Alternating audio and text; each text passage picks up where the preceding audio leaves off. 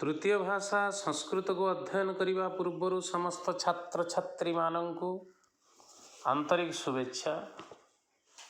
आज आम दशम श्रेणी संस्कृत साहित्य मंजरी गद्य भागर प्रथम विषयटी को पढ़ा। पिला माने प्रथम संस्कृत कहले तुम्हें कौन बुझ? संस्कार प्राप्त भाषा संस्कृत भाषा। यही भाषा भारतवर्षर जातीय संपत्ति। भारतीय संस्कृति को रक्षा करिबा आमर कर्तव्य। भारतीय संस्कृति को रक्षा करिबा पाई संस्कृत अध्ययन करिबा आवश्यक। अनेक यहाकू कष्ट बोली भावी पढ़ती नहीं, मात्र सबुठारु सरल सुबुद्ध्य भाषा संस्कृत भाषा। सेतेबेले गुरुकुलाश्रम रे संस्कृत भाषा रे शिक्षा दिया जाउथला। सही गुरुकुलाश्रम रे उपमन्यु, आरुणी, एकलव्य इत्यादि अनेक शिष्य माने पाठ पढ़ुथिले। गुरुंकर आदर्श रे अनुप्राणित होउथिले। गुरु को साक्षात ईश्वर परी मानुथिले। तुमे माने एकलव्य कथा शुणिथिबो, जे कि निजर वृद्धांगुली को बिना द्विधारे गुरु को समर्पण करिथिले। आमे आजी सही भली जने आदर्श सुशिष्य विषय को पढ़िबा। तुमे माने सुशिष्य उपमन्यु विषयटी को संस्कृत साहित्य मंजरी 8 पृष्ठा को जाओ एवं सेइथिरे विषयटी को बाहर करी ताको मो सहित पढ़िबा पाई चेष्टा कर। मु जेपरी पढ़ुची तुमे माने सेही परी अभ्यास कर। जो गुड़िक कष्ट लागिबो तुमको तार एक तालिका तुमे प्रस्तुत करिवो। तापरे आमे सेथिरु अर्थ गुड़ी को बाहर करिबा एवं अर्थ को बुझीबा को आमे चेष्टा करिबा। परवर्ती पर्याय रे व्याकरण प्रति आमे दृष्टि देबा। आमर व्याकरण सकारण विभक्ति रही, संधि रही, समास रही, प्रकृति प्रत्यय रही। एगुड़िक परवर्ती पर्याय रे आमे ध्यान देबा। किंतु वर्तमान प्रथमे पढ़िबा एवं अर्थ को जानिबा। तेणु मुझे भली पढ़ुची तुमे सही भली भाव रे पढ़। सुशिष्य उपमन्यु। समस्ते कह सुशिष्य उपमन्यु। उत्तम शिष्य उपमन्यु। उत्तम शिष्य उपमन्यु। व्यासदेव विरचितात् महाभारतमिति आर्षग्रंथात् इदं कथावस्तु आनीतम्। प्राचीन कालात् प्रचलितः गुरु शिष्ययु संबंधः अद्यापि अनुसरणीय। आज्ञा गुरूणां अविचारणीया इति नीतिः अत्र प्रदर्शिता। गुरुभक्तेः शिष्यस्य निष्ठया च सुफलम् अस्यां कथायां अनुभूयते। अच्छा पिला माने एई जो एथिरु क्यों शब्द गुड़िक तुमको कष्ट लगुच? इति माने नामक आर्ष ग्रंथ माने ऋषि मानक रचित जो ग्रंथ रही वेदरे देखा मिले। केतेक आर्ष प्रयोग होता है जार भूल थिले भी ताको ठीक करवा कष्टकर कथा। ऋषि मानकर पृक्त ग्रंथ आनीतम आसी प्रचलित प्रचलन होउछि। अद्यापि माने आज मध्य संबंध परस्पर जो भली आमर संपर्क रही से संपर्क भाव अविचारणीय विचार करिबा अनुचित। अत्र माने एठारे प्रदर्शिता प्रदर्शन करा जाइछि। अनुभूयते माने अनुभूत हुए। ताले एथिरु आमे कोन बुझिलु जे व्यासदेवंक द्वारा विरचित महाभारत ग्रंथ को ताले किए रचना करथिले? ନା ବ୍ୟାସଦେବ। ତାଙ୍କ ରଚିତ ଯେଉଁ ମହାଭାରତ ଗ୍ରନ୍ଥ, ସେ ଗ୍ରନ୍ଥରୁ ଏହି କଥାବସ୍ତୁଟି ଆସିଅଛି। ଏହି କଥା, ଯେଉଁ କଥାଟି ସୁଶିଷ୍ୟ ଉପମନ୍ୟୁ ବିଷୟରେ ଯେଉଁ କଥା ଆମ ପାଖରେ ଉପସ୍ଥାପିତ କରାଯାଇଛି, ସେହି କଥାବସ୍ତୁ ଆସିଛି। ପ୍ରାଚୀନ କାଳରୁ ପ୍ରଚଳିତ ଗୁରୁ ଏବଂ ଶିଷ୍ୟର ଯେଉଁ ସମ୍ପର୍କ ଅନୁସରଣ ଯୋଗ୍ୟ, ସେତେବେଳେ ଗୁରୁକୁଳ ଆଶ୍ରମରେ ଗୁରୁ ଏବଂ ଶିଷ୍ୟଙ୍କର ଉଭୟଙ୍କର ସମ୍ପର୍କ ଅତି ନିବିଡ଼ ସମ୍ପର୍କ ଥିଲା। ଗୁରୁ ପ୍ରତ୍ୟେକ ସମୟରେ ଶିଷ୍ୟକୁ ନିରୀକ୍ଷଣ କରୁଥିଲେ। ଶିଷ୍ୟ କ'ଣ କରୁଛି, କେଉଁ ରାସ୍ତାରେ ଯାଉଛି, ଶିଷ୍ୟଟି ଭଲ କର୍ମ କରୁଛି ନା ନାହିଁ, ଶିଷ୍ୟ କିଭଳି ଭାବରେ ତାର ସମସ୍ତ ଗତିବିଧିକୁ ସିଏ ଲକ୍ଷ୍ୟ କରୁଥିଲେ। ତେଣୁ ଗୁରୁ ଏବଂ ଶିଷ୍ୟଙ୍କର ସମ୍ପର୍କ ଅନୁସରଣ ଯୋଗ୍ୟ ଅନୁକରଣ କରିବା ଉଚିତ। କାରଣ ଆଜି ପର୍ଯ୍ୟନ୍ତ ସେ ଜିନିଷକୁ କେହି ବି ପରିବର୍ତ୍ତନ କରିପାରିବନି। ସେତେବେଳର ଗୁରୁକୁଳ ଆଶ୍ରମର ଅଧ୍ୟୟନ ହେଉ ବା ଗୁରୁ କିଭଳି ଭାବରେ ଶିଷ୍ୟକୁ ଗୋଟିଏ ଭଲ ରାସ୍ତାରେ ପରିଚାଳିତ କରିବେ, ସେ ଜିନିଷକୁ ସେ ଠିକ୍ ଭାବରେ ଦେଖୁଥିଲେ ଏବଂ ଗୁରୁ ଏବଂ ଶିଷ୍ୟ ଭିତରେ ଏତେ ନିବିଡ଼ ସମ୍ପର୍କ ଥିଲା। ଆଜ୍ଞା ଗୁରୁଣାଂ ଅବିଚାରଣୀୟାମ୍। ଗୁରୁମାନଙ୍କର ଆଜ୍ଞା ବିଚାର ନ କରି ପାଳନ କରିବା ଉଚିତ। ଅର୍ଥାତ୍ ଶିଷ୍ୟମାନେ ଗୁରୁଙ୍କର କଥାକୁ, ଗୁରୁଙ୍କର ନିର୍ଦ୍ଦେଶକୁ ଅବମାନନା କରୁନଥିଲେ। ଏହି ନୀତି ଏଠାରେ ପ୍ରଦର୍ଶିତ। ଗୁରୁ ଭକ୍ତିର ଏବଂ ଗୁରୁ ଏବଂ ଶିଷ୍ୟଙ୍କର ଯେଉଁ ନିଷ୍ଠାର ସୁଫଳ ଏହି କାହାଣୀରେ ଅନୁଭୂତ ହୋଇଛି। ବର୍ତ୍ତମାନ ଆମେ ବିଷୟଟିକୁ ପଢ଼ିବା। ଆସୀତ୍ ଧୌମ୍ୟସ୍ୟ ଋଷେଃ ଉପମନ୍ୟୁ ନାମ ଶିଷ୍ୟ ଉପାଧ୍ୟାୟସ୍ତାଂ ଗୌରକ୍ଷଣାୟ ପ୍ରେଷୟତି ସ୍ମ। स उपाध्याय वचनात् दिवःगारक्षित्वा दिवसख्यये उपाध्यायस्याग्रतः स्थित्वा नमश्चकार। आसीत् ମାନେ ଥିଲେ। ଧୌମ୍ୟସ୍ୟ ଋଷେଃ ଉପମନ୍ୟୁ ନାମ ଶିଷ୍ୟ। ଧୌମ୍ୟ ଋଷିଙ୍କର ଉପମନ୍ୟୁ ନାମରେ ଜଣେ ଶିଷ୍ୟ ଥିଲେ। ସ ଉପମନ୍ୟୁ, ସେ କିଏ ଥିଲେ ନା ସେ ହେଉଛନ୍ତି ଉପମନ୍ୟୁ। ଉପାଧ୍ୟାୟସ୍ତଂ ଗୌରକ୍ଷଣାୟ ପ୍ରେଷୟତି ସ୍ମ।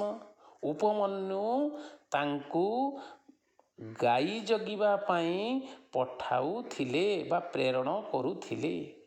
ଗୋରକ୍ଷଣାୟ ପ୍ରେଷୟତି ସ୍ମ ର ଅର୍ଥ ପଠାଉଥିଲେ।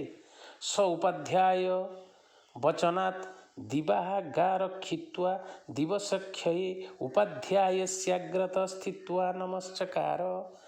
ସେ ଗୁରୁଙ୍କର କଥାକୁ ମାନି ଦିନରେ ଗାଈଙ୍କୁ ରଖୁଥିଲେ। ଦିବସ ଅନ୍ତ ହେଇଗଲେ ସନ୍ଧ୍ୟା ସମୟରେ ଗୁରୁଙ୍କୁ, ଯେଉଁଟା ଗୋଧୂଳି ବେଳା ସନ୍ଧ୍ୟା ସମୟରେ ସେ ଗୁରୁଙ୍କୁ ଆଗରେ ଆସି ପ୍ରଣାମ କରୁଥିଲେ।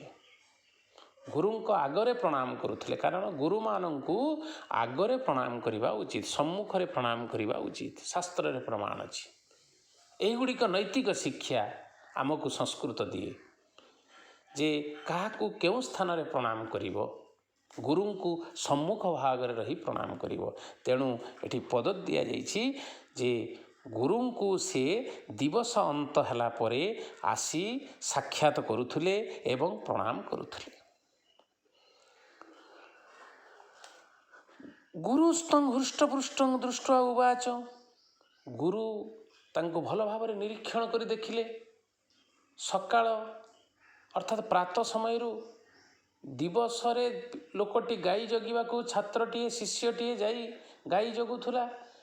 ସନ୍ଧ୍ୟା ସମୟ ପର୍ଯ୍ୟନ୍ତ ଆସିଲା, ତଥାପି ସେ ହୃଷ୍ଟପୃଷ୍ଟ ସୁସ୍ଥ ସବଳ ଅଛି।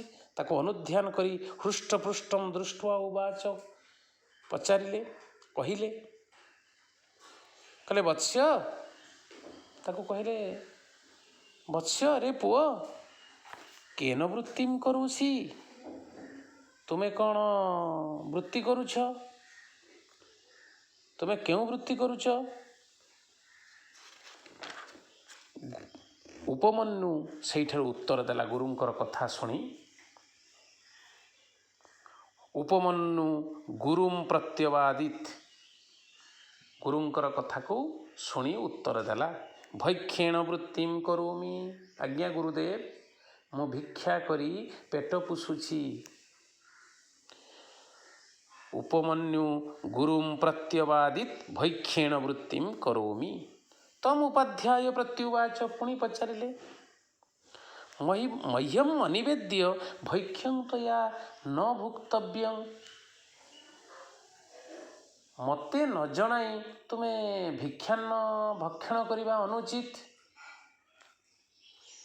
ତତଃ ଉପମନ୍ୟୁ ତଥା ଇତି ଉକ୍ତ୍ୱା ଗୁରବେ ସର୍ବଂ ଭୈକ୍ଷଂ ନ୍ୟବେଦୟତ୍।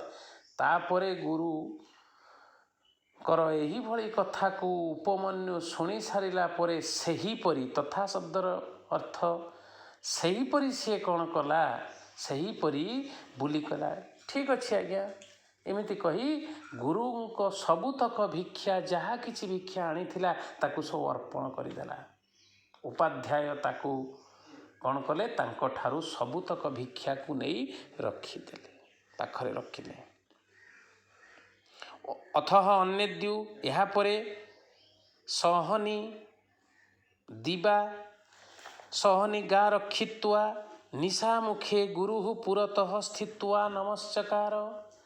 ଏହାପରେ ଅନ୍ୟ ଏକ ଦିବସରେ, ଅର୍ଥାତ୍ ନିଶା ମୁଖେ, ଏହାପରେ ଅନ୍ୟ ଏକ ଦିବସରେ ସେ ଦିନବେଳା ଗାଈମାନଙ୍କୁ ରଖି ରାତ୍ରି ସମୟରେ ଗୁରୁ ପୁରତଃ ସ୍ଥିତ୍ୱା ନମସ୍ଚକାର। ରାତି ସମୟରେ ଗୁରୁଙ୍କ ଆଗରେ ରହି ପ୍ରଣାମ କଲା। ଗୁରୁ ପୁଣି ତାକୁ ନିରୀକ୍ଷଣ କଲେ। ପୁରତଃ ନିଶାମୁଖେ ଗୁରୁ ପୁରତଃ ସ୍ଥିତ୍ୱା ନମସ୍ଚକାର ତମୁପାଧ୍ୟାୟ ତଥାପି ହୃଷ୍ଟପୃଷ୍ଟଂ ଦୃଷ୍ଟ୍ୱା ଉବାଚ। ତାପରେ ଉପାଧ୍ୟାୟ ତାର ହୃଷ୍ଟପୃଷ୍ଟ ଚେହେରାକୁ ଦେଖି କହିଲେ, କେନ ଇଦାନିଂ ବୃତ୍ତିଂ କରୋଷି। ତୁମେ କିପରି ବର୍ତ୍ତମାନ ଆହାର ବୃତ୍ତି କରୁଛ? କେଉଁ ପ୍ରକାର ବୃତ୍ତି କରୁଛ? ଉପମନ୍ୟୁ ଉପାଧ୍ୟାୟଂ ପ୍ରତ୍ୟଭାଷତ। ଉପମନ୍ୟୁ ଉପାଧ୍ୟାୟଙ୍କୁ ପ୍ରତି ଉତ୍ତର ଦେଲା, ଆପଣଙ୍କୁ ଭବତେଃ ପୂର୍ବଂ ଭୈକ୍ଷଂ ନିବେଦ୍ୟ ଅପରଂ ଚରାମି। ଆପଣଙ୍କୁ ପ୍ରଥମ ଭିକ୍ଷା ଅର୍ପଣ କରି ପୁନର୍ବାର ଭିକ୍ଷାଟନ କରୁଛି ଏବଂ ସେଥିରେ ପେଟ ପୋଷୁଛି। ତେନ ବୃତ୍ତିଂ କରୋମି। ତେନ ବୃତ୍ତିଂ କରୋମି, ଅର୍ଥାତ୍ ମୁଁ ଆପଣଙ୍କ ପ୍ରଥମ ଭିକ୍ଷା ଅର୍ପଣ କରି ପୁନର୍ବାର ଭିକ୍ଷାଟନ କରୁଛି। ତାହେଲେ ଏଥିରୁ ଆମକୁ କଷ୍ଟ ଶବ୍ଦ କେଉଁ ଗୁଡ଼ିକ ରହିଲା? ଅନ୍ୟେଦ୍ୟୁଃ, ଅନ୍ୟେଦ୍ୟୁ, ଅଥଃ ଅନ୍ୟେଦ୍ୟୁ। ଅନ୍ୟେଦ୍ୟୁ ଅନ୍ୟ ଏକ ଦିବସରେ, ଗା ମାନେ ଗାଈମାନଙ୍କୁ, ପୁରତଃ ସମ୍ମୁଖ ଭାଗରେ, ନମସ୍ଚକାର ପ୍ରଣାମ କଲା। ଦୃଷ୍ଟ୍ୱା ଶବ୍ଦର ଅର୍ଥ ପ୍ରତ୍ୟୟ ହେଇଛି, କିନ୍ତୁ ଆମେ ପ୍ରତ୍ୟୟ ପର୍ଯ୍ୟନ୍ତ ବର୍ତ୍ତମାନ ଯିବା। ଦୃଷ୍ଟ୍ୱା ମାନେ ଦେଖି, ଇଦାନିମ୍ ମାନେ ବର୍ତ୍ତମାନ, ଅଧୁନା ମାନେ ବି ବର୍ତ୍ତମାନ, ଇଦାନିମ୍ ମାନେ ବି ବର୍ତ୍ତମାନ, ପ୍ରତ୍ୟଭାଷତ ମାନେ ପ୍ରତି ଉତ୍ତର ଦେଲେ। ଗୁରୁ ପଚାରୁଛନ୍ତି, ଉତ୍ତର ଦେବାକୁ ପଡ଼ିବ ଶିଷ୍ୟଙ୍କୁ। ମିଛ କହିଲେ ଅବମାନନା ହେବ, ତେଣୁ ଅନ୍ୟାୟ ହେବ। ତେଣୁ ଗୁରୁଙ୍କ ସମ୍ମୁଖ ଭାଗରେ ସେ ସତ କଥା କହିଲା, ମୁଁ ଆଜ୍ଞା ଆପଣଙ୍କୁ ପ୍ରଥମ ଭିକ୍ଷା ଅର୍ପଣ କରି ପୁନର୍ବାର ଭିକ୍ଷାଟନ କରୁଛି। ଅପରଂ କରୋମି, ପୁଣି ଥରେ କରୁଛି। ଆଚ୍ଛା ପିଲାମାନେ, ବର୍ତ୍ତମାନ ଆମେ ଏହିଗୁଡ଼ିକ ଯେତିକି ପର୍ଯ୍ୟନ୍ତ 3 ନମ୍ବର ପାରାଗ୍ରାଫ ପର୍ଯ୍ୟନ୍ତ ମୁଁ ତୁମକୁ ଯେଉଁ ପଢ଼େଇଲି, ତୁମେ ତାକୁ ବାରମ୍ବାର ଅଭ୍ୟାସ କରିବ। କାରଣ ଆମର ସଂସ୍କୃତରେ ଅଛି ଅଭ୍ୟାସାତ୍ ଧାର୍ଯ୍ୟତେ ବିଦ୍ୟା। ଅଭ୍ୟାସ କଲେ ନିଶ୍ଚିତ ଭାବରେ ବିଦ୍ୟା ପ୍ରାପ୍ତି ହେବ। ପ୍ରତ୍ୟେକ ବିଷୟକୁ ଯଦି ଆମେ ଅଭ୍ୟାସ କରିବା, ନିଶ୍ଚିତ ଭାବରେ ବିଦ୍ୟା ପ୍ରାପ୍ତି ହେବ, ସେଥିରେ ଦ୍ୱିଧାବୋଧ ନାହିଁ। ତେଣୁ ତୁମେ ନିଶ୍ଚିତ ଭାବରେ କରିବ, ମୁଁ ଜାଣିଛି, ଚେଷ୍ଟା ତ କରିବ, କାରଣ ସମସ୍ତଙ୍କର ତ ଲକ୍ଷ୍ୟ ରହିଛି। तापर मु तुमको क्वेश्चन किसी अर्थात प्रश्न देवी साधारण प्रश्न जेतिकी तुमको मु वर्तमान उड़िया रे देली कहली बुझेली बा पढ़िली सेई भली छोट छोट प्रश्न मु तुमको केतोटी देवी ताको तुमे करिवो। तेणु वर्तमान आमे प्रश्न गुड़ी को देखिबा।